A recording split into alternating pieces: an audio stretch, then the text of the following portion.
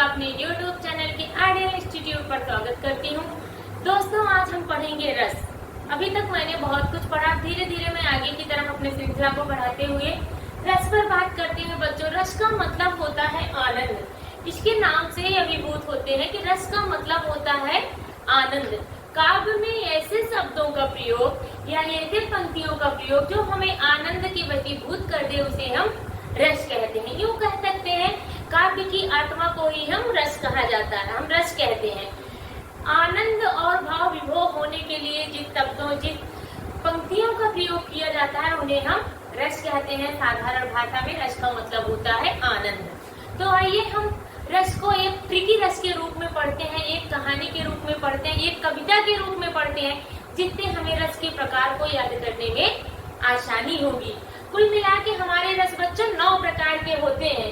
तो आज एक कविता के माध्यम से इन 9 प्रकार के रसों के बारे में हम जानकारी लेते हैं। तो सबसे पहले हम पढ़ते हैं, करुण हास्य श्रृंगार मिलकर वीर भयानक शांत बना। करुण हास्य श्रृंगार मिलकर वीर भयानक शांत बना। शोक हाथ रथ के उत्साह से भय भी निर्वेद बना। अब इसका मतलब करुण रस, हास्य रस, श्रृंगार रस, वीर रस, भयानक रस, शांत रस, शांत रस। आपको इस कविता के 6 रसों के नाम याद हो गए। करुण, हास्य, श्रृंगार, वीर, भयानक, शांत बना। अब इनके अस्थायी भाव आप देख लीजिए। करुण मतलब शोक, हास्य मतलब हास, श्रृंगार का अस्थायी भाव रति, भय का भय हो जाएगा, भयानक का भय हो जाएगा, शांत का निर्वेद हो जाएगा। नेक्स्ट आपके 3 रस और है। अद्भुत रौद विभक्ति के कारण 9 रस का सम्मान बना। पित्त में क्रोध जुगुप्सा से रसों का अस्थायी भाव बना। इसको ये कविता के रूप में अगर हम याद रखेंगे तो 9 प्रकार जो रस के हैं, इन्हें याद करने में हमें बहुत आसानी होगी। एक बार फिर से हम इनको पढ़ते हैं। करुण हास्य श्रृंगार मिलकर वीर भयानक शांत बना। शोक हास्य रथ के उत्साह से भय भी तो निर्वेद बना। अद्भुत रौद विभक्ति के कारण 9 रस का सम्मान बना। पित्त में क्रोध जुगुप्सा से रसों का स्थायी भाव बना। इसको आप लोग नोट कर लीजिए अपनी कॉपी में, और 2 से 3 बार आप पढ़ेंगे, कविता आपको याद हो जाएगी, जैसे आप बचपन में कविताएं याद करते थे।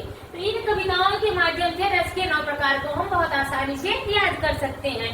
अब हम इनको लिख के बताते हैं कि इनके 9 भेद कौन कौन से होते हैं। वैसे तो रस कुछ भरत मुनि ने 8 प्रकार माना है, लेकिन कुछ हमारे कवि हैं जो रस को 11 प्रकार माने हैं।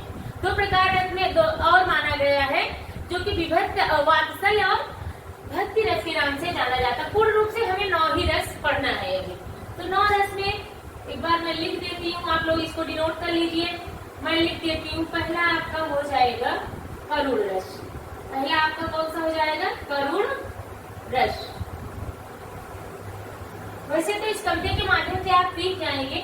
और इसके अस्थायी भाव है, करुण रस का अस्थायी भाव क्या होगा? शोक। इसका अस्थायी भाव बच्चों शोक हो जाएगा, अस्थायी भाव शोक हो जाएगा। नंबर दूसरा हमारा जो रस है वो हो जाएगा हास्य रस। क्या हो जाएगा? हास्य रस। हास्य रस का अस्थायी भाव हो जाएगा हास्य। ऐसे भी आप इसको नोट कर लीजिए। नंबर 1 हो गया, नंबर 2 हो गया। अब नंबर 3 हमारा है श्रृंगार रस। श्रृंगार रस का अस्थायी भाव क्या है बच्चों? रति। इसका अस्थायी भाव रति।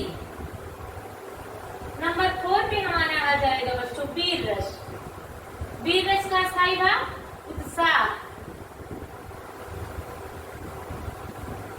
वीर रस का अस्थायी भाव उत्साह। अब बच्चों मुझे इसे हटाना पड़ेगा, आप लोग इसको अपनी कॉपी में डिनोट कर लीजिए। मैं आगे और रसों के प्रकार बता रही हूँ।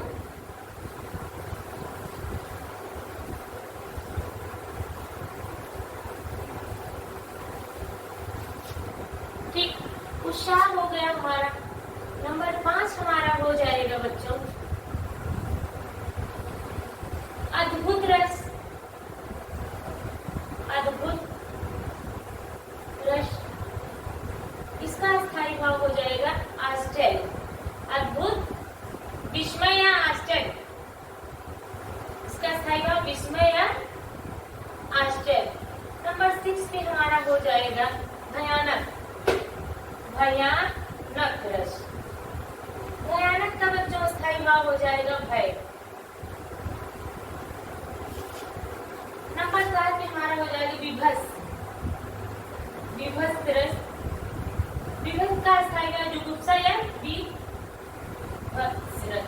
जुगुप्सा या घृणा, जुगुप्सा या घृणा। नंबर 8 हमारा हो जाएगा शांत। नंबर 8 हमारा हो जाएगा शांत रस,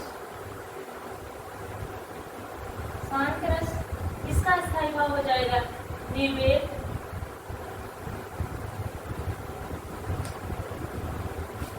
नंबर 8। नंबर 9 हमारा है करुण रस हो गया, हास्य रस, श्रृंगार रस, वीर रस, अद्भुत रस, भयानक रस, विभत्स रस, शांत रस। और नंबर 9 हमारा कौन सा रस बच गया?